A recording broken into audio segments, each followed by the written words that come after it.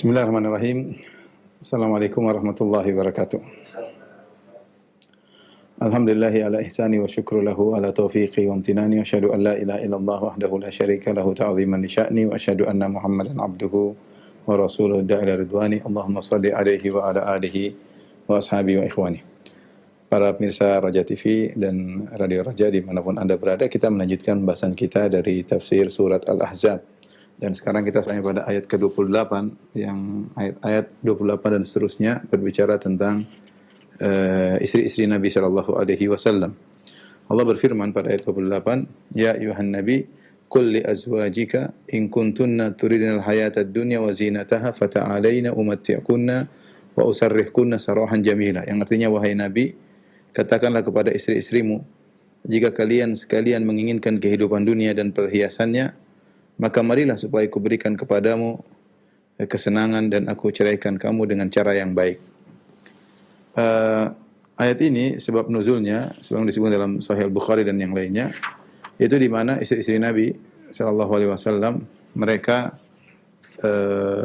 bersepakat ketika itu untuk meminta tambahan rezeki dari Nabi sallallahu alaihi wasallam, tambahan uang keluarga gampangannya kalau bahasa kita. Yang padahal sebelumnya mereka tidak pernah meminta seperti itu.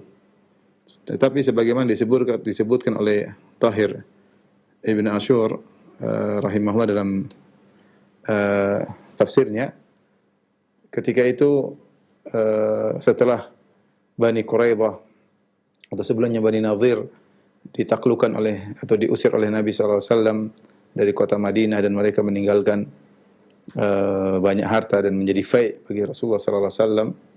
Fai' yaitu harta yang ditinggalkan tanpa melalui peperangan. Kemudian setelah itu juga Rasulullah SAW memerangi Bani Quraidah dan juga mereka meninggalkan ghanimah, dan ghanimah tersebut dibagi-bagikan kepada para sahabat dan juga Rasulullah SAW mendapatkannya. Dan juga nanti di Khaybar, ya, Rasulullah SAW juga akan menang dalam perang Khaybar, ya, dan akan mendapatkan banyak harta di sana. Ketika itu istri-istri Nabi, ya, berubah pikiran, mereka ingin minta tambahan keuangan atau gampangannya tambahan biaya dalam keluarga, ya. Karena Allah dalam ayat sebelumnya Allah mengatakan wa aurathakum ardhahum wa diyarahum wa amwalahum wa ardan lam tata'uha. Kami wariskan kepada kalian, yaitu kaum muslimin, ardhahum yaitu daerahnya Bani Quraidah, wa diyarahum dan rumah-rumah mereka, wa amwalahum harta mereka, wa ardan lam tata'uha dan daerah atau bumi yang belum kalian pijak, maksudnya Khaybar nanti, ya, kalian akan menguasainya. Dari sinilah kata Tahir bin Ashur dalam tafsirnya Tahrir wa Tanfir, bahwasanya istri-istri Nabi akhirnya mereka ingin minta ada tambahan biaya rumah tangga kalau bahasa kita, ya. Demikian juga bisa jadi ketika para sahabat mereka mendapatkan ghanimah dari perang melawan Bani Quraidah, ya, setelah itu mereka mendapatkan harta yang banyak, bisa jadi para sahabat mereka memberikan harta mereka kepada istri-istri mereka, dan kita tahu namanya kabar-kabar di antara para wanita akan sampai akhirnya istri-istri Nabi sepakat mereka ingin minta tambahan dari Nabi sallallahu alaihi wasallam. Padahal Nabi sallallahu alaihi wasallam kalau ada rezeki Nabi sallallahu alaihi wasallam selalu sedekahkan, dan Nabi tidak biasa hidup dengan kehidupan yang berlapang-lapang. Ya, itulah Rasul kita, Rasulullah sallallahu alaihi wasallam. Beliau yang berkata, "Mali walid dunya," ya, apa urusanku dengan dunia? "Innama matsali wa matsalud dunya karakibin istadalla tahta syajaratin tsumma raha fatarakaha." Perumpamaanku seperti dunia, seperti seorang hanya mampir di bawah sebuah pohon, istirahat sebentar, kemudian pergi meninggalkan pohon tersebut, yaitu namanya bernaung di bawah sebuah pohon hanya sebentar. Rakib seperti orang sedang berkendaraan, sedang melakukan perjalanan, ya, kemudian meninggalkan tempat persinggahan itu hanya sebentar kemudian ditinggalkan. Seperti kita ini, kata Nabi sallallahu alaihi wasallam, urusanku dunia, aku dengan dunia seperti itu. Aku hanya mampir sebentar kemudian aku meninggalkannya. Oleh karenanya Nabi sallallahu alaihi wasallam tidak peduli dengan dunia ketika istri-istrinya minta, dan mereka sepakat ketika itu. Mereka sepakat untuk minta tambahan kepada Nabi sallallahu alaihi wasallam, maka Nabi terganggu. Bahkan Nabi sallallahu alaihi wasallam meninggalkan mereka semuanya, istri-istri Nabi, selama sebulan, dan Nabi tinggal di suatu tempat namanya Mashrubah, dekat Masjid Nabawi, agak naik tempatnya, yang di situ Umar bin Khattab radhiyallahu taala anhu sempat mengunjungi Nabi di Mashrubah. Bayangkan Nabi punya istri 9, kemudian semua ditinggalkan oleh Nabi sallallahu alaihi wasallam. Nabi kemudian tinggal satu tempat, kamar kecil. Kemudian ketika Umar bin Khattab melihat Nabi sallallahu alaihi wasallam berbaring di sebuah tikar yang terbuat dari anyaman-anyaman daun-daun korma, kemudian memberi bekas di lambung Nabi sallallahu alaihi wasallam. Kemudian Nabi bersandar dengan wisada semacam bantal tapi isinya serabut-serabut ya dari pohon korma kasar yang terbuat dari kulit ya. Kemudian Umar pun berkata kepada Nabi, ini Rasulullah sallallahu alaihi wasallam. Kata Umar, ya Rasulullah, ud'u Allah an yuwassi' ala ummatik. Ya Rasulullah, berdoalah kepada Allah agar Allah memberi kelapangan harta kepada umatmu. Ya. Kenapa kata Umar? Fa inna ar-Rum wal Faris ya wussi' alaihim wa hum la ya'budunallah. Ya Rasulullah, sementara Persia dan Romawi mereka dilapangkan rezeki mereka padahal mereka tidak menyembah Allah. Maka Nabi menegur Umar, "Afi syakkan anta ya ibn al-Khattab? Apakah kau ragu wahai Umar? Kau ragu sampai kau mengatakan demikian?" Ya, maksudnya Nabi menegur, apakah orang beribadah kepada Allah harus kemudian dapat dunia? Ya. Ulaika qaumun ujjilat lahum thayyibatuhum fi hayatihim ad-dunya. Ya. Kata Nabi sallallahu alaihi wasallam, mereka itu kaum Persia dan Romawi adalah orang-orang yang diberikan disegerakan kenikmatan mereka di dunia, di akhirat mereka tidak dapat apa-apa. Tapi intinya menjadi perhatian kita, Nabi sallallahu alaihi wasallam ketika meninggalkan istrinya, Nabi tidur di ruangan sederhana, tidak ada kemewahan apa-apa, tidak. Maka Nabi terganggu ketika istri-istrinya kompak kemudian minta tambahan belanja rumah tangga. Ketika itu istri Nabi ada 9 ya, di antaranya Aisyah radhiyallahu taala anha ya, kemudian Saudah, Hafsah, kemudian Ummu Salamah ya. Di antaranya adalah Juwairiyah bintul Harith, kemudian Maimunah bintul Harith Al-Hilaliyah, Zainab binti Jahshin, Safiyah binti Huyai An-Nadhiriyah ya. Zainab bintu Jahshin ya. Adapun Zainab bintu Khuzaimah sudah meninggal ketika turun ayat ini ya. Ummu Habibah, Ramlah bintu Abi Sufyan. Inilah 9 istri Nabi sallallahu alaihi wasallam yang mereka sepakat menuntut tambahan belanja rumah tangga ya. Akhirnya karena mereka menuntut, akhirnya turunlah ayat ini. Dan ini ada hikmahnya ya. Hikmahnya kalau kita lihat sekilas seakan-akan nampak buruk istri-istri Nabi sallallahu alaihi wasallam ketika menuntut tambahan. Tapi ada hikmahnya, setelah itu Allah ingin mereka bersih. Allah ingin mereka bisa beradaptasi untuk hidup bersama Rasulullah sallallahu alaihi wasallam. Maka turunlah ayat namanya ayatut takhyir, ayat untuk memberi pilihan. Yaitu Nabi disuruh memberi pilihan kepada istri-istrinya, mau hidup denganku dengan susah payah atau mau cerai. Terserah ya. Kalau mau hidup denganku, pilih dunia, pilih Allah dan Rasulnya, maka sabar dengan kehidupanku. Jika kalian tidak sabar untuk hidup bersamaku dengan kehidupan yang sulit, maka carilah suami yang lain. Ya, ayatut takhyir, ayat pilihan. Ayat ini sekilas menegur istri-istri Nabi, tapi setelah itu akan mengangkat kemudian istri-istri Nabi sebagaimana akan kita jelaskan insyaallah. Allah Subhanahu wa taala berfirman, "Ya ayuhan nabi, wahai nabi, qul li azwajika," katakanlah kepada istri-istrimu. Azwajika tadi sini azwaj jamak dari zauj. Zauj kalau bahasa Arab artinya pasangan. Bisa dikatakan kepada istri, bisa dikatakan suami. Ya, zaujuki atau zaujuka. Bisa suamimu atau istrimu, bisa dua-duanya. Di bahasa Arab bisa dengan zauj ya. Adapun zaujah untuk istri ini kurang fasih atau jarang dipakai. Ini jarang dipakai dalam bahasa Arab yang fasih. Suami atau istri disebut dengan zauj, pasangan ya. Zauj. Qul li azwajika, katakanlah kepada istri-istrimu 9 orang tadi, in kuntunna turidul hayatad dunya. Kalau kalian menghendaki kehidupan dunia, wa zinataha, dan kalian menghendaki perhiasan dunia, ya, kenikmatan dunia, perhiasan dunia. Emasnya, peraknya, kemewahannya, baju yang indah, tempat tidur yang mewah, rumah yang besar dan seluruhnya. Ya, kalau kalian ingin itu semua, fata'alaina, maka kemarilah. Umatti'kunna wa usarrihkunna sarahan jamila. Aku akan berikan kalian mut'ah. Mut'ah di sini maksudnya pemberian. Jika seorang menceraikan istrinya, dia kasih pemberian. Ini sunnah yang ditinggalkan sekarang kata para ulama. Seharusnya kalau laki menceraikan istri, dia kasih pemberian untuk apa? Untuk menyenangkan istrinya, agar dia ketika dicerai dia tidak terlalu sedih, untuk memberi hiburan kepada istrinya, dia ceraikan, kasih pemberian ya. Wa sarrihkunna sarahan jamilan. Aku akan melepaskan kalian dengan cara pelepasan yang baik.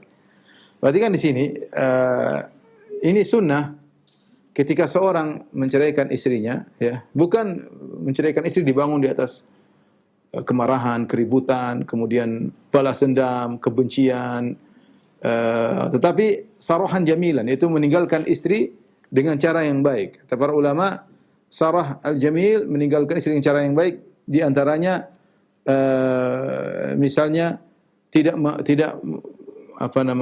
menghantam isi hatinya, dikata-katain, kata-kata kasar, direndah-rendahkan. Tapi saya bilang, siapa zaman sekarang orang menceraikan istrinya tanpa kata-kata yang menyakiti hatinya ya. Rasulullah ketika ingin menceraikan istri-istrinya, Rasulullah SAW tidak maki-maki mereka. Rasulullah SAW mengatakan, usarrihkunna sarahan jamila. Aku akan menceraikan kalian, melepaskannya dengan umatikunna, aku beri pemberian dulu. Kalau kalian saya cerai, saya kasih pemberian terlebih dahulu yang menyenangkan kalian. Setelah itu kita lepas pisah baik-baik. Sarahan jamilan, tanpa melukai hati mereka ya, tanpa berbuat zalim kepada mereka, tanpa menahan hak mereka. Kalau ada hak mereka diberikan, ya ini namanya sarahan jamilan. Kemudian tanpa menekan anak-anak untuk menyakiti hatinya. Anak-anak yang diambil tidak boleh ketemu dengan istri dan yang lainnya. Istrinya dijelek-jelekkan depan anak-anaknya ya. Atau cara-cara menceraikan yang buruk dengan menekan istrinya, menakut-nakut istrinya sehingga istrinya akhirnya minta cerai, atau bahkan harus khulu agar terpisah darinya ya. Intinya tidak melakukan hal-hal yang buruk dalam perpisahan tersebut. Jadi ini sunnah. Kalau seorang bisa menceraikan istrinya dengan cara baik-baik, ya jangan ngomong baik-baik, dia terima enggak terima, tapi dia jangan ngomong baik-baik, setelah itu cerai. Tidak perlu caci maki, tidak perlu ribut, tidak perlu heboh, tidak perlu, udah cerai selesai. Boleh. Ya. Nabi SAW ketika itu tidak mengatakan kalian itu, wahai istri-istriku, saya ini kan begini. Enggak, Rasulullah cuma mengatakan langsung pilihan.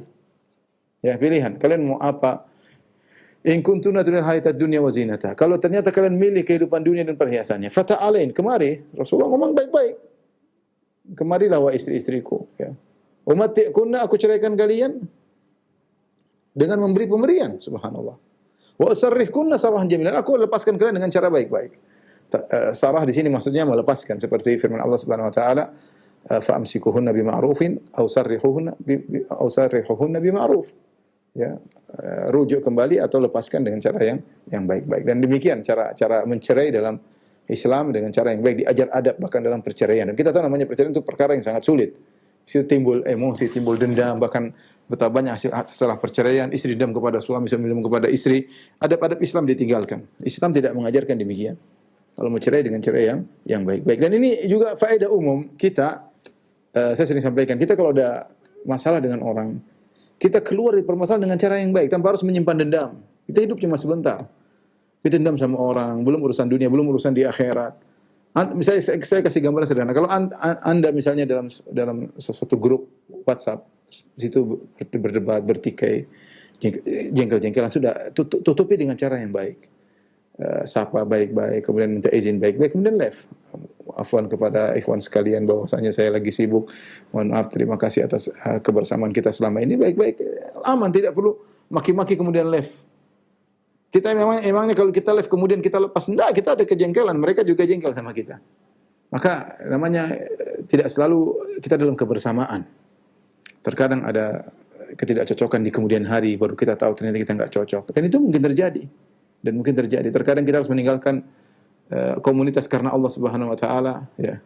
Dan kita tinggalkan dengan cara yang baik-baik. Lihatlah bagaimana Nabi sallallahu alaihi wasallam mengajarkan kepada kita kalau ingin menceraikan ya, maka cerai dengan cara yang baik-baik. Umatikunna, aku berikan kepada engkau mut'ah, yaitu berupa pemberian ya, yang bil ma'ruf ya. Wa matti'uhunna 'alal musir qadaruhu. Ada sesuai dengan ukurannya, kemampuannya. Taib. Kemudian kata Allah Subhanahu wa taala selanjutnya, wa in kuntunna turidnallaha wa rasulahu wad daral akhirah fa innallaha 'adda lil muhsinati minkunna ajran 'azima. Jika kalian wahai istri-istriku ternyata tidak demikian, tidak menginginkan dunia dan tidak menginginkan perhiasannya. Ya. Tetapi kalian turidinallaha wa rasulahu, kalian menginginkan Allah dan Rasulnya. Wa daral akhirah, kalian ingin surga. Fa innallaha adda lil muhsinati minkunna ajran 'azima. Sungguhnya Allah menyiapkan bagi wanita-wanita yang baik, yang ihsan di antara kalian, wahai istri-istriku, ganjaran yang besar. Lil muhsinati minkunna ajran 'azima. Di sini Allah tidak mengatakan fa innallaha adda lakunna. Sungguhnya Allah menyiapkan bagi kalian, tapi Allah mengatakan fa innallaha adda lil muhsinati minkunna ajran 'azima. Allah akan siapkan bagi wanita-wanita yang ihsan, yaitu dari kalian. Min kunna di sini wallahu a'lam bishawab, yang tepat bukan min tab'idiyah, tapi adalah min li bayanil jins atau min al-bayaniyah, yaitu sungguhnya Allah akan menyiapkan bagi kalian, wahai istri-istriku yang salehah, ganjaran yang besar. Karena semua istri-istri Nabi akhirnya memilih akhirat, bukan milih dunia. Bukan milih dunia, tapi milih akhirat. Dan Allah mentakbir dengan muhsinat, orang-orang yang baik, karena keinginan mereka untuk Allah dan Rasulnya dan surga adalah keinginan yang baik. Dan Allah mentakbir, sebagian Allah mengatakan seperti Tahir bin Ashur, muhsinat karena derajat pahala berdasarkan ihsan yang mereka lakukan. Berdasarkan ihsan yang mereka lakukan. Inilah kenapa Allah menggunakan takbir fa innallaha adda lil muhsinati, sungguhnya Allah menyiapkan bagi kalian, yaitu al muhsinat, wanita-wanita yang baik di antara kalian, ajran azima. Tadi ada tiga faedah. Yang pertama al muhsinat, yang menunjukkan bahwasanya mereka semua, karena min situ min adalah min bayaniyah, bahwasanya istri-istri Nabi semua akhirnya berbuat baik seluruhnya. Semuanya memilih Allah dan Rasulnya dan hari akhirat. Yang kedua ditakbir dengan muhsinat karena iradah, keinginan untuk memilih Allah, hari akhirat dan Rasulnya adalah ihsan. Kemudian juga muhsinat karena tingkatan pahala berdasarkan tingkatan ihsan seseorang. Kita tahu Islam bertingkat-tingkat, iman bertingkat-tingkat, ihsan juga bertingkat-tingkat. Dan pahala dan surga sesuai dengan kadar tingkatan Islam dan iman dan ihsan seseorang. Ketika turun ayat ini, Rasulullah SAW yang pertama kali Rasulullah datangi adalah istrinya Aisyah radhiyallahu ta'ala anha, yang paling Rasulullah cintai. Maka Rasulullah SAW berkata kepada Aisyah, ya Rasulullah SAW kemudian bacakan ayat ini atau semakna dengan ayat ini. Wahai Aisyah, atau wahai istriku, kalau kau ingin dunia dan perhiasannya, maka kemarilah, aku akan ceraikan engkau, aku akan berikan pemberian dan kita cerai baik-baik. Tapi kalau kau ingin dunia, kalau kau ingin Allah dan Rasulnya dan hari akhirat, maka Allah akan berikan pahala yang besar di akhirat. Ketika Aisyah mau jawab, ini kan pilihan, wah Aisyah, mau pilih dunia tapi cerai, atau pilih tinggal sama aku tapi setengah mati. Ketika itu Aisyah mau jawab, Nabi berkata, la alaiki, ala tastajili, tidak mengapa, jangan ragu, jangan keburu-buru, jangan dulu jawab. Fatastamiri abawaiki, kau diskusi dulu sama kedua orang tuamu. Kata Imam Al-Qurtubi rahimahullahu taala, kenapa? Karena Nabi cinta sama Aisyah. Nabi khawatir sikap muda belia Aisyah yang masih remaja, akhirnya khawatir Aisyah emosi mengatakan, "Yaudah Rasulullah, yaudah kita pisah aja." Rasulullah tidak ingin pisah dengan Aisyah. Maka kata Rasulullah sallallahu, "Jangan dulu jawab wahai Aisyah, jangan dulu jawab." Kata Imam Al-Qurtubi rahimahullah dalam tafsirnya, Rasulullah SAW khawatir karena cinta kepada Aisyah, khawatir Aisyah malah pilih dunia. Maka kata Rasulullah, jangan dulu jawab sampai kau diskusi sama kedua orang tuamu, ya. Kemudian kata Aisyah radhiyallahu taala anha, enggak perlu musyawarah dengan orang tuaku, ya Rasulullah, afi hadza astamiru abawayya, ya Rasulullah, apakah urusan gini aku harus minta pendapat kedua orang tuaku? Ya, tidak perlu, ya. Aku tentu memilih Allah dan Rasulnya dan hari akhirat. Tidak perlu aku musyawarah dengan kedua orang tuaku, ya. Dan Aisyah tahu kalau musyawarah dengan kedua orang tuanya, pasti orang tuanya bilang, ya pilih musyawarah sama Abu Bakar. Abu Bakar pasti bilang apa radhiyallahu anhu? Ya udah, pilih Allah, sudah pilih Allah, Rasulnya dan hari akhirat, sudah sabar sama suamimu. Tapi Aisyah sendiri tidak ingin dunia. Aisyah sendiri radhiyallahu tidak ingin dunia. Maka dia mengatakan, ya Rasulullah, afi hadza astamiru abawayya, apakah orang seperti ini aku perlu musyawarah dengan kedua orang tua? Aku enggak perlu. Ini juga dalil para ikhwan dan akhwat, para pemirsa Radio Raja dan Raja TV di mana ada berada, kalau masalah keluarga sudah genting, boleh kita masukkan kedua orang tua istri atau walinya dalam masalah ini, kita diskusi Seperti kata Nabi SAW, jangan dulu jawab, wahai Aisyah, diskusikan kepada kedua orang tua. Boleh-boleh saja. Asalnya kita kalau punya masalah tidak keluar dari rumah, asalnya. Kita sendiri hadapi, jangan sampai keluar dari rumah, bahkan kalau bisa pembantu kita tidak tahu, supir kita nggak tahu, kawan kita nggak tahu kalau bisa. Tapi kalau memang harus keluar, kita keluar kepada orang-orang yang menurut kita bisa membantu mengatasi permasalahan kita. Kalau memang perlu untuk mengajak orang tua intervensi dalam masalah ini, nggak jadi masalah. Sebagaimana tadi Nabi SAW berkata, fatastamiri abawaiki, sampai kau diskusi dengan kedua orang tuamu. Ternyata kemudian Aisyah memilih Allah dan Rasul hari akhirat. Kemudian Rasulullah SAW pergi kepada istri berikutnya. Sampai 9 istri, semuanya pilih Allah dan Rasul hari akhirat. Semuanya milih Allah dan Rasulnya hari akhirat. Ya. Setelah itu maka turunlah firman Allah Subhanahu wa taala dalam surat yang sama, surat Al-Ahzab, ya, ayat ke-52. Ya. Kali ini ayat 29, ternyata kemudian turun ayat 52 yang kemudian Allah memberi balasan kepada istri-istri Nabi yang rela untuk hidup bersama Nabi dengan susah payah. Allah melarang Nabi untuk menikah wanita yang lain. Cukup dengan 9 wanita tersebut, ya. Kata Allah Subhanahu wa taala, "La yahillu lakan nisa'u min ba'du, wala an tabaddala bihinna min azwajin walau a'jabaka husnuhun illa ma malakat yaminuk." Tidak halal bagi engkau wahai Rasulullah untuk menikah wanita-wanita lagi, enggak boleh. Cukup 9 ini karena mereka sudah siap untuk hidup bersamamu dengan kesulitan hidupmu. Wala an tabaddala bihinna min azwaj, tidak boleh kau ganti dengan wanita yang lain, kau cerai ganti yang lain, enggak boleh. Walau a'jabaka husnuhun, meskipun ada wanita-wanita lain yang mungkin lebih cantik, yang menyenangkan engkau, illa ma malakat yaminuk, yang boleh kau hanyalah memiliki budak, ya. Yang boleh kau hanya memiliki budak, ya. Ini balasan duniawi. Demikian juga Allah memberikan balasan akhirat, ya.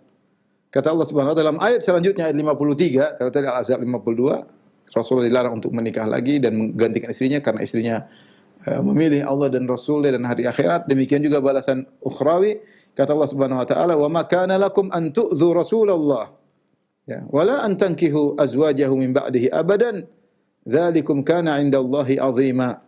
Dan tidak boleh kalian mengganggu Rasulullah sallallahu alaihi wasallam, dan kalian tidak boleh menikahi istri-istrinya setelah Nabi meninggal. Karena hal itu besar di sisi Allah Subhanahu wa taala. Di antara balasan Allah kepada mereka, Allah agungkan istri-istri Nabi. Allah agungkan istri-istri Nabi sehingga tidak boleh seorang pun menikah jandanya Nabi, enggak boleh. Enggak boleh menikah jandanya Nabi sallallahu alaihi wasallam. Kenapa ini janda Nabi diagungkan oleh Allah? Bahkan Allah mengatakan, "Inna dzalikum kana 'indallahi 'azima." Sungguh perbuatan kalian menikahi janda Nabi adalah perbuatan yang besar, dosa besar di sisi Allah Subhanahu wa taala. Jadi ternyata kisah ini dalam rangka mengangkat derajat istri-istri Nabi sallallahu alaihi wasallam.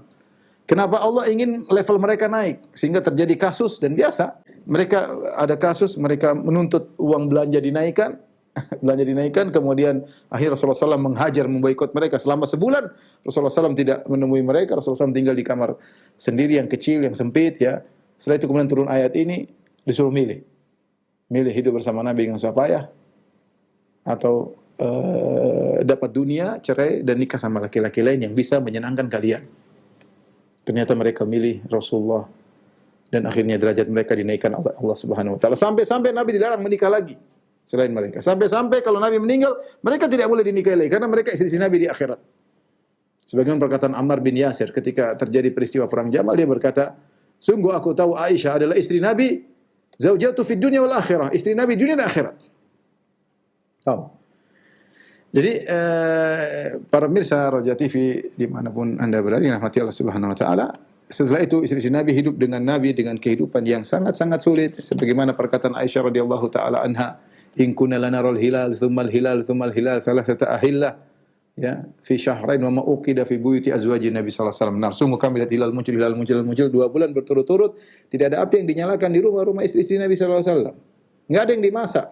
Air pun tidak dimasak, kuah tidak dimasak, apalagi kambing, apalagi gandum dibikin roti. Tidak ada api yang dinyalakan. Berarti tidak ada yang mereka makan, tidak ada yang mereka masak selama 2 bulan. Wa ma ta'amukum ya umma, apa yang kalian makan? Ditanya kepada Aisyah, wahai ibunda, apa yang kalian makan? Kata Aisyah radhiyallahu taala anha, al-aswadan, korma dan air putih 2 bulan. Subhanallah. Ya ikhwan, ya akhwat, terutama ibu-ibu, renungkan bagaimana kehidupan Nabi sallallahu alaihi wasallam, ya. Sekali lagi bahwasanya kekayaan bukanlah tanda bahwasanya Allah memuliakan seseorang, belum tentu. Ya, bukan berarti kalau seorang diberi kekayaan, dilapangkan rumahnya, dilapangkan mobilnya, dilapangkan ATM-nya, bukan berarti kemudian dia pasti top di sisi Allah, belum tentu. Lihatlah bagaimana para salafus saleh, mereka dahulu hidup susah. Ya, mereka hidup susah. Ya, kekayaan bukan berarti pemuliaan. Ada orang diberi kekayaan jadi mulia, ada orang diberi kekayaan bukan berarti tanda Allah muliakan mereka. Lihatlah Persia dan Romawi, kata Nabi SAW, ulaika qaumun ujilat lahum thayyibatuhum fi hayatihim ad-dunya. Mereka adalah orang-orang yang telah didahulukan kenikmatan-kenikmatan mereka dunia. Di akhirat enggak dapat. Di akhirat enggak dapat. 2 bulan berturut-turut tidak ada yang dimasak. Demikian juga dalam hadis ketika ada seorang datang kepada Aisyah radhiyallahu taala anha kemudian minta makan. Aisyah cari orang itu bersama 2 putrinya. Aisyah cari kanan kiri enggak dapat, cuma 1 butir kurma. Aisyah berikan kepada wanita tersebut. Kita Masya Allah di rumah dibuka kulkas masih ada makanan, buka ini masih Masya Allah, ATM juga masih ada isinya, beras masih ada, Alhamdulillah ya. Maka kita ini yang kurang pandai bersyukur, terutama ibu-ibu yang dirahmati Allah Subhanahu Wa Taala, pandai-pandai bersyukur, sabar-sabar. Kalau suami diberi kelapangan harta, Alhamdulillah, suruh suami untuk banyak bersedekah. Kalau kebetulan suami hidup susah, sabar ya. Apa kata Nabi SAW ketika sedang gali Khandaq, sudah kita sampaikan sebelumnya ya. Nabi berkata, Allahumma la aisha illa aishul akhirah. Labbaik Allahumma la aisha illa aishul akhirah. Ya Allah, tidak ada kehidupan yang sungguhnya kecuali kehidupan akhirat. Kehidupan yang sulit ini hanya sementara. Kehidupan yang sulit ini hanyalah sementara. Kita lanjutkan ayat berikutnya. Allah Subhanahu wa taala berfirman, "Ya nisa'an nabi, man ya'ti minkunna bi fahishatin bi mubayyinatin, yudha'af laha al-'adzabu dhi'fain wa kana dzalika 'ala Allah yasira." Karena dzalika 'ala Allah yasira. Kata Allah Subhanahu wa taala, wahai istri-istri Nabi, siapa-siapa saja di antara kalian yang mengerjakan perbuatan keji yang nyata, perbuatan fahisyatin mubayyin, ini apa maksudnya? Ada yang mengatakan berkata-kata kotor, ada yang mengatakan perbuatan zina. Yudha'af lahal 'adzab, maka akan dilipat gandakan azab 2 kali lipat bagi kalian. Wa kana dzalika 'ala Allah yasira, ini sangat mudah bagi Allah Subhanahu wa taala ya. Di sini Allah ingatkan istri-istri Nabi spesial, istri-istri Nabi spesial. Kalau ternyata ada di antara mereka yang melakukan fahisyah, perbuatan keji, apakah maksudnya perkataan-kataan kotor atau maksudnya adalah berzina, maka azabnya dilipat gandakan 2 kali. Azabnya dilipat gandakan karena ini berkaitan dengan rumah tangga Nabi sallallahu alaihi wasallam, kehormatan Nabi sallallahu alaihi wasallam. Tidak sama seperti orang-orang biasa, sehingga azabnya dilipat gandakan 2 kali. Apakah Allah mengatakan demikian maksudnya istri Nabi melakukan zina atau mungkin melakukan zina? Jawabannya tidak, ini sekedar penekanan, dan ini banyak dalam ayat-ayat yang mirip dengan ini. Bukan berarti mereka bakalan melakukan. Seperti firman Allah Subhanahu wa taala, "La in asyrakta la yahbatanna 'amaluk." Wahai Muhammad, kalau kau berbuat syirik, maka akan gugur amalanmu. Tapi apakah Nabi berbuat syirik? Jawabannya tidak. Ini sekedar, bukan berarti menjatuhkan derajat Nabi, tapi ingin menjelaskan bahwasanya siapapun melakukan kesyirikan, jangankan orang biasa, bahkan Nabi amalnya akan gugur. Tapi bukan berarti Nabi akan melakukan kesyirikan atau mungkin melakukan kesyirikan, kenyataannya tidak. Ya. Tapi untuk mengagungkan permasalahan. Ya, la in asyrakta, kalau kau berbuat syirik wahai Muhammad, la yahbatanna amaluk wa la takunanna minal khasirin, kau akan gugur seluruh amalmu, benar-benar akan gugur dan kau akan termasuk orang yang merugi. Tapi Nabi tidak melakukan. Ya. Demikian juga seperti Allah berbicara tentang Allah Subhanahu wa taala. Ya, lau kana fihi ma alihatun illallah la fasadata. Seandainya di langit dan bumi ada sembahan-sembahan selain Allah, maka akan rusaklah langit dan bumi.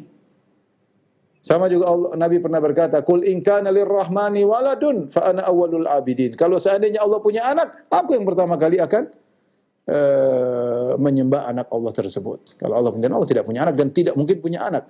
Tapi untuk mengagungkan permasalahan. Sama seperti Allah berfirman tentang para nabi, walau asyraku la habita anhum ma kanu ya'malun. Seandainya para nabi mereka berbuat kesyirikan, maka akan gugur amalan mereka. Bukan berarti mereka akan melakukan kesyirikan, tidak. Sama ketika Allah mengatakan, ya nisa'an nabi, may ya'ti minkunna bi fahishatin mubayyinah, yudha'af lahal 'adzabu dhi'fain. Ya, wahai istri-istri Nabi, siapa di antara kalian melakukan perbuatan zina akan dilipatkan gandakan azabnya 2 kali. Bukan maksudnya mereka mencela mereka, tidak. tapi menunjukkan bagaimana agungnya kehormatan rumah tangga Nabi sallallahu alaihi wasallam. Sampai kalau ada yang melakukan zina di antara istri Nabi, maka adabnya tidak seperti yang biasa, bahkan 2 kali. Kata Allah, wa kana dzalika 'ala Allah yasira, dan itu mudah bagi Allah untuk melipat gandakan azab menjadi 2 kali lipat, terserah Allah Subhanahu wa taala. Dan kondisi kalian sebagai istri Nabi tidak menjadikan Allah menyamakan azab atau mengurangkan azab, bahkan dilipat gandakan meskipun kalian istri Nabi. Nabi tidak akan bisa bantu apa-apa. Dan ini sama seperti firman Allah Subhanahu wa taala, wa daraballahu mathalan lil ladzina kafaru ra'ata fir'aun. Wa daraballahu mathalan lil ladzina kafaru imra'ata nuhin wa imra'ata lut. Kanata tahta 'abdayn min ibadina salihain fa khanatahuma falam yughniya anhuma min Allahi syai'a wa qila dukhulan nar ma'ad dakhilin. Kata Tahir bin Ashur ketika mentafsirkan ayat ini, beliau berkata sama seperti firman Allah di akhir surat At-Tahrim. Allah membuat perumpamaan tentang kepada orang kafir tentang istri Nabi Lut dan istri Nabi Nuh yang kafir. Kana tahta abadaini min ibadina salihin. Mereka berdua adalah istri dari 2 hambaku yang saleh, Nuh dan Lut alaihi wassalam. Fa khanatahuma, keduanya berkhianat, musyrik, ya. Falam yughniya anhuma min Allahi syai'a. Kedua suami mereka yaitu Nuh dan Lut tidak bisa menolong mereka sama sekali. Meskipun istri-istri mereka yang mereka cintai, tidak bisa kedua suami ini yang mereka adalah para nabi tidak bisa menolong istri-istrinya kalau berbuat kesyirikan. Ya. Wa qila dukhulan nar ma'ad dakhil, maka masuklah kalian bersama orang-orang lain, sama bareng-bareng tuh masuk neraka. Bukan nanti mereka yang terakhir karena istri Nabi. Ini wa kana dzalika 'ala Allah yasira, mudah bagi Allah untuk mengadab 2 kali lipat, karena ini bukan menuduh istri-istri Nabi akan melakukan perzinahan, tidak. Ya, tidak sebagaimana pernyataan orang-orang Rafidhah, tidak, tapi ini dalam rangka mengagungkan permasalahan. Sama seperti ketika kita mengatakan la in asyrakta la yahbatanna amal, kalau kau berbuat syirik wahai Muhammad maka akan gugur amal, bukan berarti Muhammad tertuduh untuk melakukan kesyirikan, tidak, tapi dalam rangka untuk mengagungkan permasalahan. Tapi firman Allah Subhanahu wa taala berikutnya, wa may yaqnut minkunna lillahi wa rasulihi wa ta'mal salihan nu'tiha ajraha marratain wa atadna laha rizqan karima. Dan barang siapa di antara kalian yang taat kepada Allah, kunut, taat kepada Allah dan taat kepada Rasulnya, ya. Wa ta'mal salihan, beramal saleh, nu'tiha ajraha marratain, maka akan diberikan pahala 2 kali lipat. Dan di antara keadilan Allah Subhanahu wa taala, kalau mereka istri Nabi ini bukan orang biasa, kalau mereka berbuat kesalahan, berzina 2 kali dosanya, kalau mereka berbuat baik pahalanya 2 kali lipat. Gimana tidak 2 kali lipat? Mereka ini hidup bersama Nabi dengan hidup yang susah, dengan kesengsaraan, menemani suka duka Nabi sallallahu alaihi wasallam, yang Nabi tidak pernah lepas dari perjuangan. Sejak Allah mengatakan ya ayyuhal muddatsir qum fa'anzir, wahai yang berselimut, bangkitlah dan beri peringatan, kata para ulama. Sejak saat itu Nabi tidak pernah istirahat, selalu berpindah dari satu kegiatan-kegiatan yang lainnya. Dari berdakwah, berjihad, diganggu, diusir, dihina, musibah ini, musibah anu, terus sampai Nabi meninggal dunia dalam kondisi terkena racun oleh wanita Yahudiyah dari Khaybar. Jadi maksud saya, kehidupan Nabi ditemani oleh istri-istrinya dengan kehidupan yang susah, maka pahalanya 2 kali lipat, ya. Wa atadna laha rizqan karima, dan kami siapkan baginya, ya. Kalau istri Nabi takwa kepada Allah, beramal saleh, dapat pahala 2 kali lipat. Wa atadna laha rizqan karima, dan kami berikan kepadanya rizki yang mulia. Kata para ulama, maksudnya diberikan adalah surga, ya. Rizqan karima maksudnya rizki yang banyak. Karima itu dikatakan banyak. Oleh karena dikatakan al-karimatu minasyah, al-karimu minasyah, yaitu al-katsiratul laban. Kambing yang karimah maksudnya kambing yang air susunya banyak. Makanya kalau disebut rizqan kariman maksudnya rizki yang banyak. Rizki yang banyak yaitu di surga yang tidak ada bandingannya sama sekali dengan apa yang ada di dunia ini. Tapi kita lanjutkan, Allah Subhanahu wa taala berfirman setelah itu masih tentang istri-istri Nabi, ya nisa'an nabiyyi lastunna ka ahdim minan nisa'i in ittaqaitun. Wahai istri-istri Nabi, kalian tidak sama dengan wanita yang lain. Kalian tidak sama dengan wanita yang lain. Ini taqaitun, jika kalian bertakwa kepada Allah Subhanahu wa taala. Fala takhdha'na bil qaul, maka janganlah kalian merendahkan suara kalian, mendayu-dayukan. Fayatma alladhi fi qalbihi marad, maka orang yang dalam hatinya ada penyakit akan condong berharap Wa qulna qawlan ma'rufa, dan ucapkanlah kata-kata yang ma'ruf. Ini adab yang Allah ajarkan kepada istri Nabi sallallahu alaihi wasallam radhiyallahu ta'ala anhunna, menunjukkan tentang mulianya istri Nabi. Kata Allah, "Lastunna ka ahadin minan nisa." Wa istri Nabi, kalian tidak seperti wanita yang lain. Kalian tidak seperti wanita yang lain. Tadi pahalanya 2 kali lipat. Kalian menemani Nabi sallallahu alaihi wasallam. Kalian spesial, Allah pilih. Spesial istri Nabi sallallahu alaihi wasallam. Ini taqaitun, dengan syarat kalian bertakwa. Di antara kesempurnaan takwa, fala takhdha'na bil qaul. Jangan kalian kalau bicara sama laki-laki merendahkan suara kalian.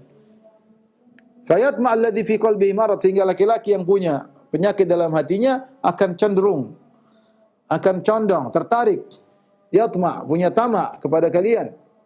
Ya. Wa qulna qawlan ma'rufa, dan ucapkanlah perkataan yang ma'ruf, perkataan yang ma'ruf. Di sini adab kepada istri Nabi, kalau berbicara dengan laki-laki tidak boleh mendayu-dayu suaranya. Suaranya dipatah-patahin, mendayu-dayukan, ini tidak diperbolehkan. Adab bagi seorang wanita berbicara dengan laki-laki, berbicara dengan yang biasa, qaulan ma'rufan. Di sini bukan maksudnya ketika berbicara dengan laki-laki istri Nabi dengan suara bisik-bisik seperti sarar, hadis sarar, bukan juga dengan suara yang keras. Iya, gimana? Enggak.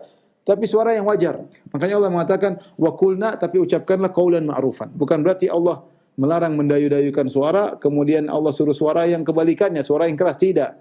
Makanya Allah tutup dengan firman-Nya wa qulna qaulan ma'rufa. Allah tutup ayat ini dengan perkataannya wa qulna qaulan ma'rufa, ucapkanlah kata-kata yang wajar. Ini adab dalam berbicara dengan laki-laki lain, ya. Karena tidak semua orang hatinya bersih, ya. Terkadang dalam hati seorang ada penyakit, apalagi di zaman sekarang banyak tontonan bisa merubah hati seorang, banyak didengar bisa kemudian menjadikan penyakit hati seorang. Bisa jadi orang pikirannya ngeres, ya, baru lihat sedikit kemudian bisa berpikiran macam-macam. Kenapa? Karena hatinya sudah terkotori dengan tonton-tonton, apalagi zaman sekarang. Apalagi zaman sekarang bisa jadi dengan suara saja seorang tergoda, dan itu mungkin terjadi. Oleh karena laki-laki waspada dan wanita juga waspada, jangan sampai berbicara dengan suara-suara yang mendayu-dayu meskipun dia tidak bermaksud apa-apa. Tidak boleh, ini adab. Makanya saya ingatkan kepada para wanita, kalau bertanya kepada ustaz lewat telepon, bicara yang wajar. Jangan kemudian ketawa ketiwi, merendah-rendahkan suara, kemudian ya, mungkin dia tidak bermaksud apa-apa, tapi lelaki hatinya lemah, ya. Lelaki hatinya lemah, apalagi di zaman sekarang. Seorang waspada, bicara yang wajar. Wa qulna qaulan ma'rufa. Ucapkanlah kata-kata yang wajar. Demikian juga tatkala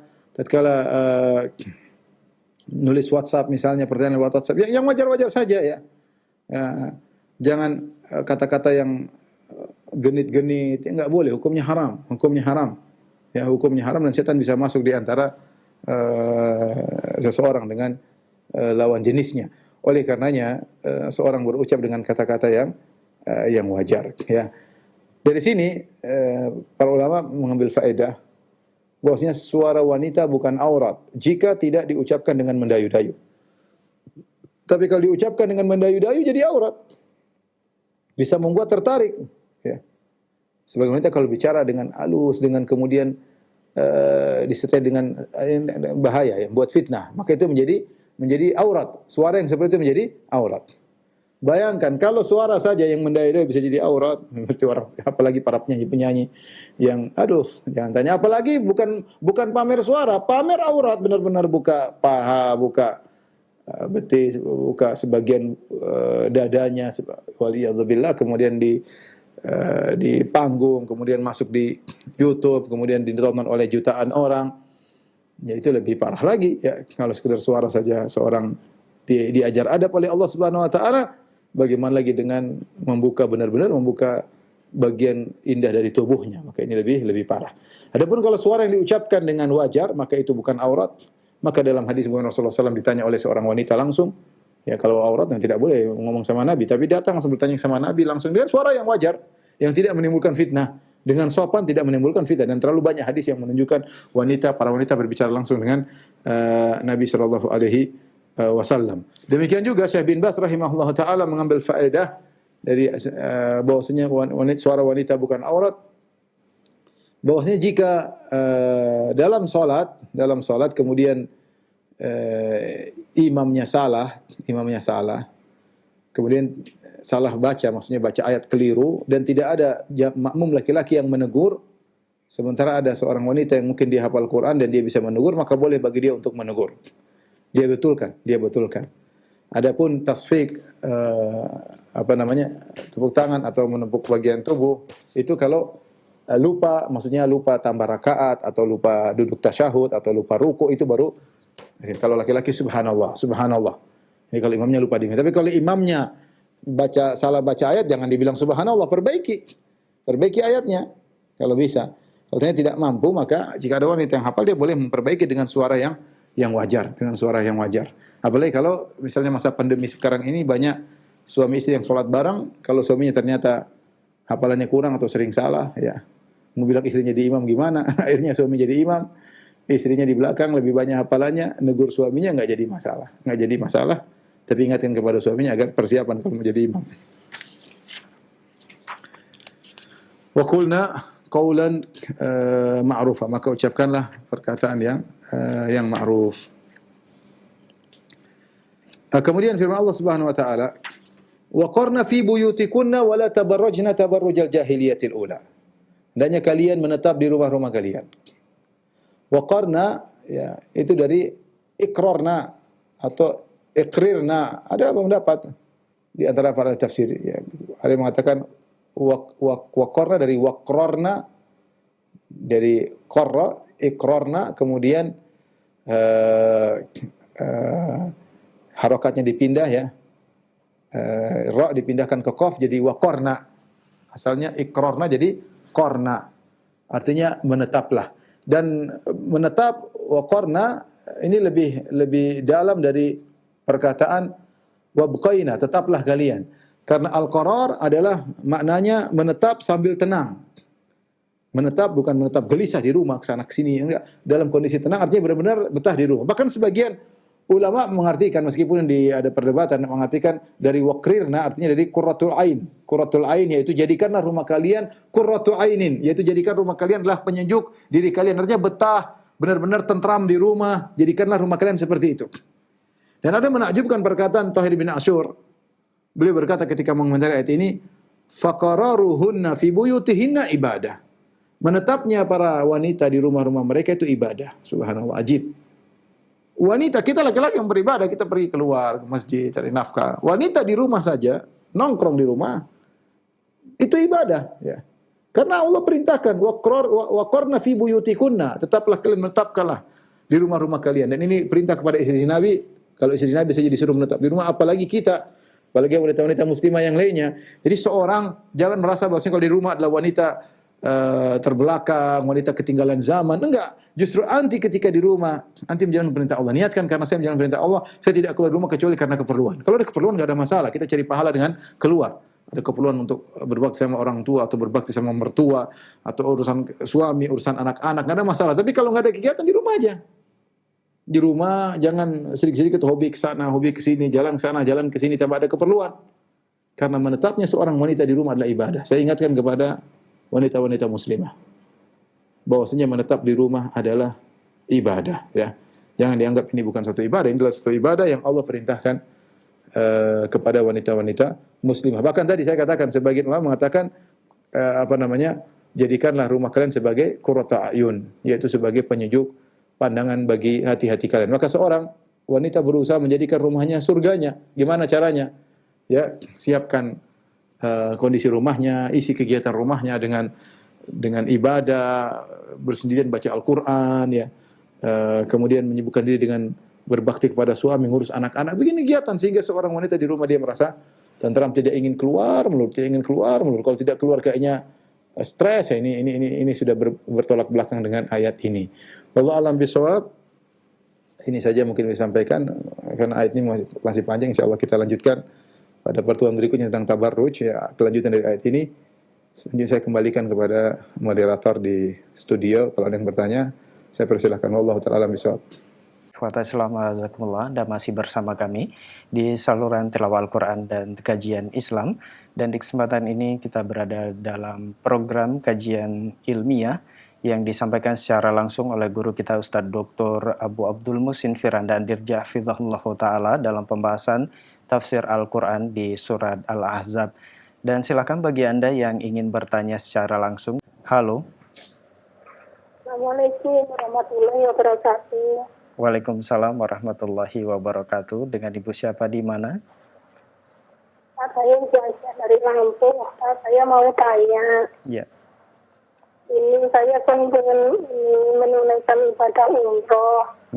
Terus, tapi ini itu nggak ada mahram. Soalnya anak-anak itu kan ini anak-anak sama saudara-saudara kan belum dapat hidayah sunnah. Jadi kalau saya mau ikut dengan salah satu tinggi sunnah itu katanya nggak mendukung kayak gitu. Padahal saya pengen berdoa di umroh nanti biar anak-anak keluarga semuanya mendapatkan hidayah sunnah kayak gitu. Apa itu saya seorang perempuan kalau keluar rumah dapat dosa, Ustaz? Baik. Anak Ibu yang laki-laki ada, Ibu? Ada, Ustaz. Anak saya itu laki-laki semuanya ya saya pondokin. Saya udah selesai kuliah semuanya, udah rumah tangga semua. Tapi kan saya salah mondokinya. Ternyata pondok itu pondok ahli bid'ah. Itu dulu saya kan belum tahu sunnah. Baik. Baik Ibu, pertanyaannya sudah bisa kami tangkap. Ustaz di sananya nanti biar anak-anak saya dapat hidayah sunnah. Amin. Nanti kalau nyata saya nanti saya umroh nanti jadi anak-anak saya nanti ikut, ternyata ibunya ini isi sunnah itu nggak jahat. Selama ini kan takut katanya nipu lah, katanya itu banyak nyalahin orang gitu. Padahal kan selama ini saya dengerinnya enggak. Baik Ibu, pertanyaannya sudah bisa kami tangkap. Mohon ditunggu jawaban dari Ustadz. Jazakillah khairan atas interaksinya. Nah, tafadhol Ustadz. Pada Ibu dari Lampung yang bertanya bahwasanya berkaitan dengan Ibu, kita tahu bahwasanya asalnya seorang bersafar harus dengan mahram ya. La yahillu limra'atin tu'minu billahi wal yawmil akhir an tusafira masirata al-yawm wal lailah illa wa ma'aha dzu mahram. Tidak halal bagi seorang wanita yang beriman kepada Allah dan hari akhirat untuk bersafar dalam perjalanan jarak 1 hari semalam kecuali bersama mahram. Yang kita tahu namanya umrah adalah perjalanan yang jaraknya jauh ya, lebih dari perjalanan sehari semalam. Maka ibu bersabar ya, harapan saya ibu bersabar. Kalau bisa bersabar untuk umrah bersama mahram. Alhamdulillah anak ibu laki-laki, tinggal ibu bicara baik-baik dengan mereka, kumpulkan uang lagi ya. Mumpung mungkin sekarang masih pandemi, sekarang pun orang belum bisa umrah. Kumpulkan uang untuk bisa umrah dengan salah seorang dari anak-anak ibu. Insya Allah dimudahkan oleh Allah Subhanahu wa Ta'ala. Kalau seorang punya tekad, insya Allah dimudahkan oleh Allah Subhanahu wa Ta'ala. Semoga kita semua diberi hidayah oleh Allah Subhanahu wa Ta'ala. Semoga juga anak-anak ibu dianugerahkan bakti kepada ibu ya. Wallahu a'lam bishawab. Nah, jazakallahu khairan wa barakallahu fikum Ustaz atas jawaban yang disampaikan. Semoga bermanfaat untuk penanya ibu yang berada di Lampung dan kita semua yang menyimak. Nah, ikhwata Islam azakumullah, masih kami buka kesempatan bagi Anda yang ingin bertanya secara langsung. Ya, halo. Assalamualaikum. Waalaikumsalam warahmatullahi wabarakatuh. Dengan siapa di mana? Saya dengan Ibu Tia di Jakarta Utara. Silakan Ibu. Nanya, Ustaz. Ya, silakan Bu langsung ke pertanyaannya. Oh ya, ini Ustaz saya pengen tanya, masalah saya punya kontrakan Ustaz. Terus dia sudah tidak bayar 4 bulan. Terus tindakan saya, apakah saya sudah benar untuk menanyakan hak saya sebagai saya punya rumah untuk membayarnya. Tapi dia sudah 4 bulan tidak mau bayar. Dengan harus bagaimana tindakan kami menurut agama yang benar gitu loh Ustaz, supaya tidak menyinggung perasaannya dia juga. Terus saya juga bingung, saya sementara ini saya butuh uang itu gitu loh Ustaz. Baik, itu saja Ibu pertanyaannya. Terima kasih atas interaksinya. Nah, Ustadz, pertanyaan dari Ibu Lia di Jakarta Utara. Beliau mempunyai kontrakan dan rumah kontrakannya ini dikontrakan dengan orang lain. kemudian orang lain ini mempunyai tunggakan kontrakan selama 4 atau 3 bulan dan tidak membayar kontrakan tersebut. Apa yang sebaiknya harus dilakukan? Menagih terus dengan orang tersebut ataukah bagaimana Ustadz? Mohon nasihatnya, syukron. Hak ibu untuk menagih, ya, hak ibu ya, karena ibu juga butuh, semua juga butuh, hak ibu untuk menagih kepada orang tersebut ya. Tetapi kalau memang kita lihat, kalau pandangan saya, kalau ibu melihat orang tersebut ternyata benar-benar tidak mampu dan biasanya sebelum pandemi dia bisa membayar dengan baik, kemudian sekarang dalam kondisi sulit, saya berharap ibu berlapang dada ya. Paling tidak bilang bayar sebisanya, tidak mesti harus 4 bulan. Saya juga butuh makan misalnya, saya butuh keperluan ya. Karena tidak mungkin saya begini terus ya. Kalaupun dia tidak mampu, minta izin, boleh nggak saya cari kontrak yang lain yang bisa kontrak di sini karena saya memang lagi membutuhkan. Ya, bilang baik-baik, kita sampaikan dengan baik-baik ya. Tapi kalau ibu masih bisa bertahan, ibu tahu ternyata orang ini biasanya bayar dengan baik. Kali ini dia ternyata dalam kondisi sulit dan banyak orang yang kesulitan sekarang. Mudah-mudahan kita menunda itu tunggakan ya, kita dapat pahala dari Allah Subhanahu wa taala ya. Kita dapat pahala dari Allah Subhanahu wa taala. Kita tahu di antara pahala adalah memberi tunggakan kepada orang yang belum bisa bayar utang. Tapi itu kembali kepada ibu. Kalau memang ibu dalam kondisi darurat, saya tidak bisa paksa. Bisa darurat, maka boleh ibu mencari orang lain untuk mengganti kontrakan orang tersebut ya. Karena tapi kalau bisa bertahan, menolong orang tersebut dalam kondisi sulit, minta kepada Allah Subhanahu wa taala, kita niatkan karena Allah Subhanahu wa taala, insyaallah Allah berikan jalan yang lain. Wallahu a'lam bishawab. Jazakallah khairan wa barakallahu fikum Ustaz atas jawaban yang disampaikan. Semoga bermanfaat untuk Ibu Lia yang berada di Jakarta Utara. Kemudian kita beralih ke pertanyaan melalui pesan singkat dari hamba Allah. Assalamualaikum warahmatullahi wabarakatuh Ustaz. Ustaz, bagaimana dengan seorang wanita yang mengajukan diri untuk dilamar oleh laki-laki yang soleh? Apakah hal ini dibolehkan secara syariat? Mohon nasihatnya. Syukron. Boleh saja ya, tapi kalau bisa ya, kalau bisa tidak langsung ya, tapi melalui seorang yang amanah ya, yang bisa menyambungkan kepada lelaki soleh tersebut. Karena hukum asalnya seorang wanita kita berusaha menjaga kemuliaannya ya, kecuali tidak ada cara kecuali langsung. Tapi kalau bisa melalui orang lain yang bisa menghubungkan dengan orang soleh tersebut, ada perantara ya, maka itu mungkin lebih menjaga wanita tersebut, menjaga kemuliaannya, menjaga kehormatannya. Itu tidak jadi masalah, dan kita tahu sekarang tidak mudah untuk mendapatkan wanita soleh dan juga tidak mudah mendapatkan wanita yang lelaki yang soleh. Kalau dia melihat ada seorang laki yang benar-benar soleh dan dia berharap bisa mendapatkan kebahagiaan bersama laki soleh tersebut, maka dia boleh menawarkan diri dalam kondisi tanda kutip melalui orang yang bisa dipercaya untuk menyampaikan keinginannya tersebut ya. Semoga dimudahkan oleh Allah Subhanahu wa taala. Demikian saja para pemirsa Raja dan Radio Raja apa yang saya sampaikan pada kesempatan kali ini. Insyaallah Allah mudahkan kita untuk kembali belajar bersama pada pekan depan melanjutkan tafsir surat Al-Ahzab. Kurang lebihnya saya mohon maaf. Wabillahi taufiq wal hidayah. Assalamualaikum warahmatullahi wabarakatuh.